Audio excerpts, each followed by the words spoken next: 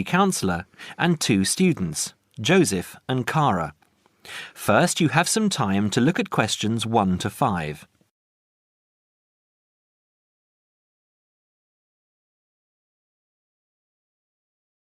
Now we shall begin. You should answer the questions as you listen because you will not hear the recording a second time. Listen carefully and answer questions 1 to 5. Hi Joseph, how are you today? Fine, thanks. And Cara, how are you? Good. As we discussed on the phone earlier, I wanted to speak with both of you about the subjects you have chosen to study and how you are managing your time. Okay? Yes. I think so. Okay, so I'll start with Cara. You've been here for how many months now? I've been here for 6 months. How are you finding it? It's good. I'm enjoying the course. And what about life outside? Are you making friends and socializing? Not really. People here are quite closed. They don't talk to you. I see. So, what do you do after classes? I usually go home and study, and I might go out for a walk, but never really with anyone. Sometimes my roommate Louisa comes with me, but she always seems to be busy. How is this affecting your schoolwork? I don't think it is, but I miss home. Cara, what I suggest for now is that you look into joining one of the social clubs on campus. There are a variety of them. You can go camping, skiing, snorkeling, painting, dancing, reading, horse riding, rowing. There's a list on the school website. Have a look and work out which one you're interested in and which suits your timetable. You'll meet friends that way and people who have the same career interests as you. As for the subjects you've chosen for a career in microbiology, I think you should look into dropping one of your subjects and picking it up again next year as a minor. You have a lot on your plate, and this will just cause great pressure. It doesn't mean that you aren't coping, but you're doing about 10 hours more than the average student a week. Think about it, and we can make another appointment to discuss it.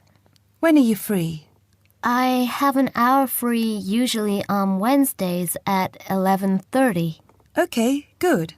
Come to my office at 11:45 and wait in reception. Okay? Okay, I'll see you then.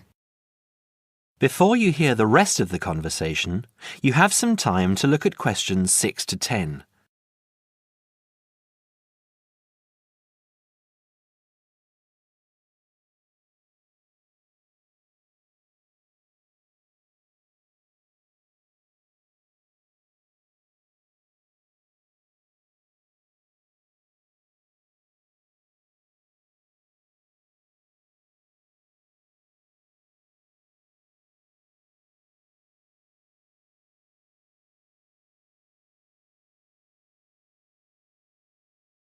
Now listen and answer questions 6 to 10. Joseph, how are you finding the university? I love it. It's very different from home. Life here is very much focused on study and also socializing through sport. People have been very friendly and curious about my culture. So, you've managed to integrate well? I think so. I've joined the rugby team, something I'd never thought I'd be interested in. And how are your studies going? I think I am doing well. I have a few assignments that need some work, but overall, I'm coping. That's good. I'm happy that you're enjoying the university, but remember, don't let your schoolwork get too far behind, because it will pile up, and before you know it, you will be late handing in work. You know that there's a penalty for handing in work late? No, I didn't. You would have been told at the start of the course, during orientation. I don't remember. You need to remember these things. They are very important. You might be an excellent student, but if you consistently hand in work late, you'll be penalised and you might end up losing your degree over it. That's a lot of years of work, okay? Yes, I'll remember that. And also remember that you have to attend 90% of your classes. So far, you have missed 5 tutorials. Be careful here. These could also cost you your degree. Is there any particular reason you missed these classes? I'd been training for our rugby match the night before and, well, we went out afterwards and I slept past my alarm clock. Joseph, I know this culture must be very different from where you come from, but please try and be a little more conservative with your time. I think maybe you should spend more time on your studies and less time on socialising. The subjects you've chosen are intensive. I want you to spend 3 hours a night studying before you decide to do anything else. I'll make an appointment to see you in a month and we can assess your progress. I'll give you my business card. All my contact details are there. Call me in 3 weeks to organise another meeting. Do you have any questions for me? No, none. OK, I'll see you in a month. That is the end of part 1. You now have half a minute to check your answers.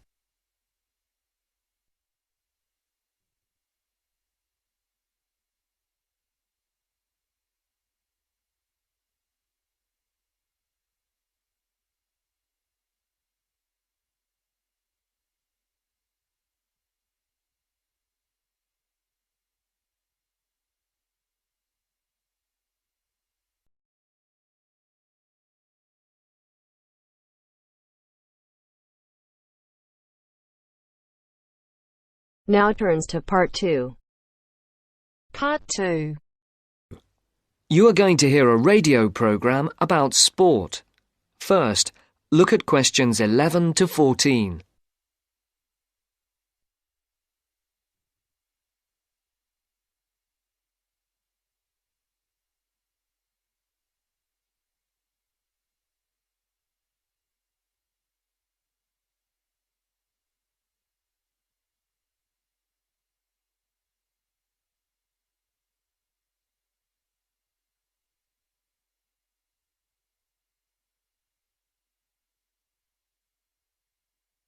For these questions, listen carefully and circle the correct letters.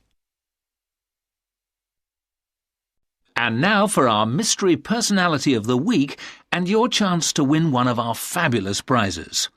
Last week's competition generated a huge response, and the first 5 answers pulled out of the bag will receive £100 worth of sports clothes vouchers.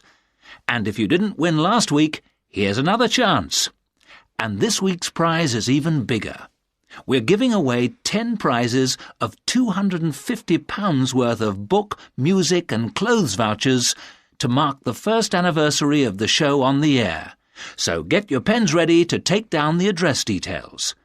Just write the name of the person you think is our mystery personality and send it to Mystery Draw at the address Marcia will give you in just a second. The address will be repeated at the end of the show for those of you who didn't get it. And so it's over to Marcia, who will tell you a few tantalising details about our mystery person this week. Thanks, Mike. Well, here goes. Our mystery person this week is a very well-known footballer who plays for a famous club and has also played for his national team. He is very talented and is enormously popular, especially for the part he played in a famous footballing victory. And 2 clues. He hasn't got a famous wife, and he speaks French. If you think you know who it is, then pop the answer on a postcard and send it to Mystery Draw, P.O. Box 5110, London SE1 5LE. That's P.O. Box 5110. And please don't forget to write your name and address too. And now it's back to Mike. Before the broadcast continues, look at questions 15 to 20.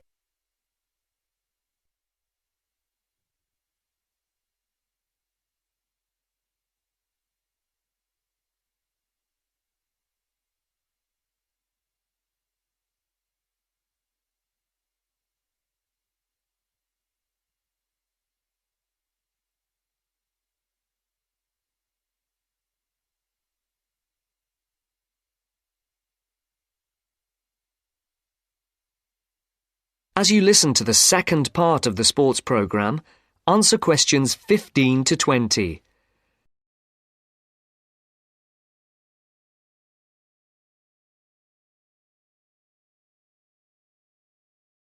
Circle the correct letter. Thank you, Marcia. Get those postcards in and make this a bumper anniversary draw. Now, if you remember, last week on the show, we talked to the organiser of a new group set up to help young people up to the age of 20 to get involved in activities like horse riding, tennis, scuba diving, cycling, or any form of sport which involves some kind of expense. John Tebbit, the organiser, rang us to say that the response to his appeal on the show was staggering. A large number of people, both young and old, have offered their services free as volunteers. The whole thing has been overwhelming. John said that they had also had numerous offers of help throughout the country to use facilities free of charge. As if that was not enough, they've received many donations, including several rather large gifts of more than £5,000. On behalf of John Tebbit, and also of those who will benefit from the generous gifts to the Trust, I would like to say thank you. This week, we're going to talk to a very unusual athlete indeed. Patrick, who is 20 years of age, has been wheelchair-bound for the past 5 years after a motorcycle accident left him paralysed from the waist down. This has not stopped this young man from getting out and about. He's an inspiration to all of us. Patrick has excelled in archery, beating the best in the field, so much so that he has won sponsorship from leading sports manufacturers, which has now enabled him to devote more time to perfecting his skills. So I would like to introduce you to Patrick, who is going to tell us what this sponsorship means to him.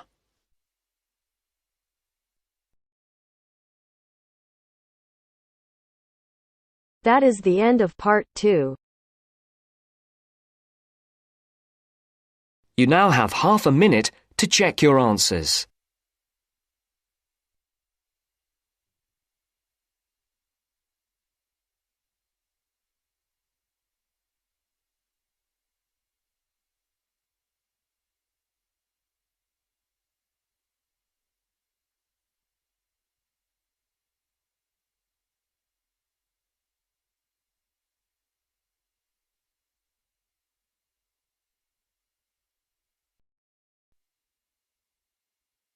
Now turns to part 3. Part 3. You'll hear a conversation among two students and their tutor about the presentation they are going to make at the tutorial class. First, you have some time to look at questions 21 to 26.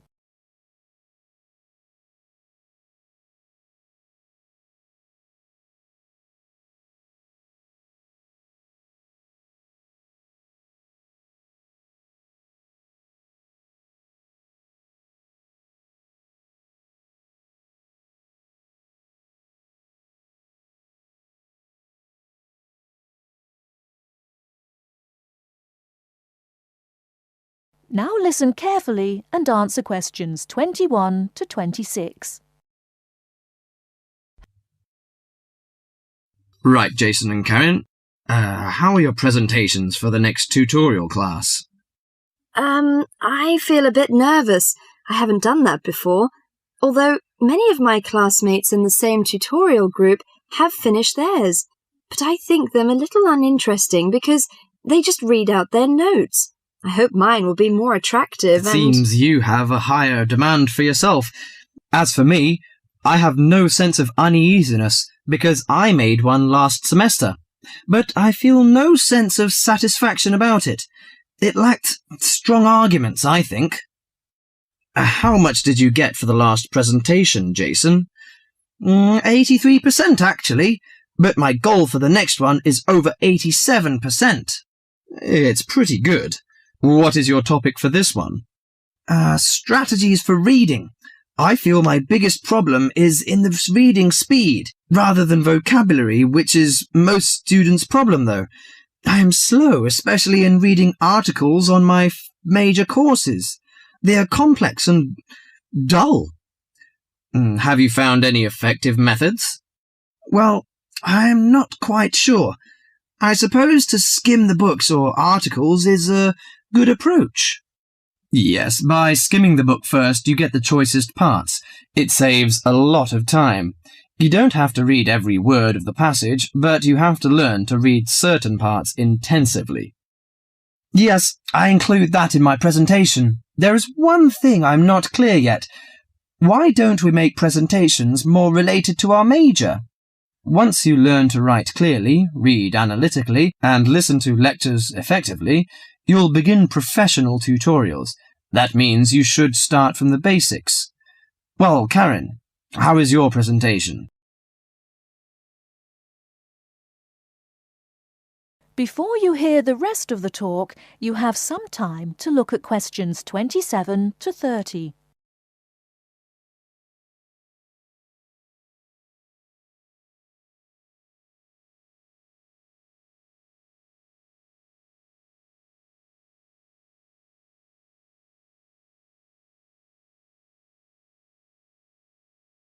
Now listen and answer questions 27 to 30. Oh, Karen, how is your presentation? I am still in a panic. I want to find some more interesting topics about writing, but I wonder what articles I can refer to, because there are so many of them. Did you get the list of the reading materials handed out last class? Yes, but there are over 20 on it. I have only a week to prepare, so I wonder if Let me give you some suggestions. You needn't read them all because some of them deal with the same issue. The article by Holsworth is really worth reading. It covers the aspects of organising the thoughts and ideas. Okay, Holsworth. You should also read the article by Jackson, but just look at the part on research methodology, how they did it. Right, I'll read that one. You should also read the article by Fisher, but just look at the part on the writing plan. That is, how to plan your writing in a systematical way. Okay, Fisher, got that. And if you have time, the one by Risewell says very relevant things. It teaches how to title your articles and make it appealing. You should finish the whole book. Okay. Now, the one by Burns, if I were you, I wouldn't bother with the whole passage. Just read the conclusion, which summarises the use of rhetoric. Oh, now I understand. Thank you very much. That is the end of part 3. You now have half a minute to check your answers.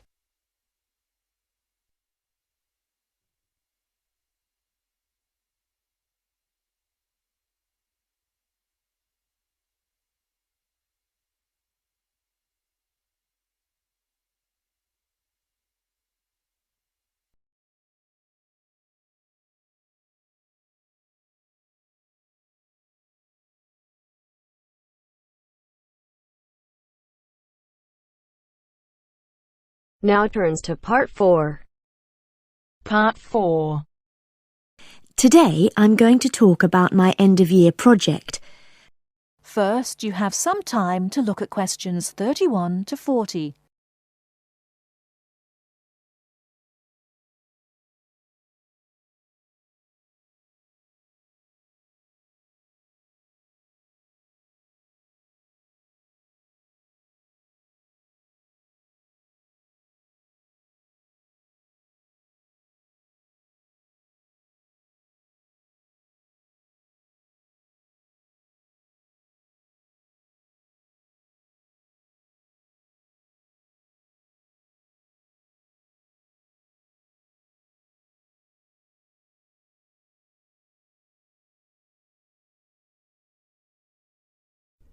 Now listen carefully and answer questions 31 to 40.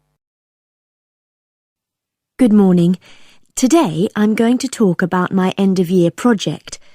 I wanted to find out why men and women tend to perform at different levels in particular sports. Let me start by explaining why I chose this subject. Now, as some of you may know, I'm an enthusiastic long-distance runner myself, but I have never felt particularly worried about the fact that I usually finish several minutes behind my male counterparts. How it all started was when a first-year student approached me because he'd read an article about why women swimmers never compete successfully with men and wondered if I could look into the issue in regard to running. My tutor confirmed that a lot of interesting research had been done on this issue, and also I knew that whatever I found out was likely to be useful in training programs I run at a local girls' school. So, I started doing some preliminary reading, and what I found out was a mixture of the expected and the unexpected. It didn't come as all that much of a surprise to learn that male runners have more muscle and women more fat, and this accounts for most of the difference in sports performance between men and women. This is normally caused by differences in hormones. A male hormone, testosterone, builds muscle, whereas a female hormone, estrogen, causes fat to accumulate. Of course, this was something that we learnt about very early on in sports science. But then I began reading about the nature of muscle, and this is where I found something that did surprise me. Men and women have exactly the same type of muscle fibres, which means that they are capable of fuel burning at the same rate. I was also reading some very interesting research on differences between the average height of men and women. We all know, of course, that men are much taller on average than women, but what this means is that women actually work much harder because they have to take a lot more strides to cover the same distance. I hadn't understood that before I read this research. So, I set up my own small-scale research project to investigate some of these points and a few others. I asked for men and women volunteers from the university running club, and I timed their speed in a race. Then I worked out proportions by dividing a person's running time by their height. And what I found was that by this measure, men were only slightly ahead of the women. For my second experiment, I put weights on the men's shoulders so that the men and women would have the same height-to-weight ratio. I found that under these conditions, the women actually ran faster than the men. In my last experiment, I decided to look at what is called elasticity by measuring how high the men and women could jump, and I found that my male and female participants had equal levels of jump power. That is the end of part 4. You now have half a minute to check your answers.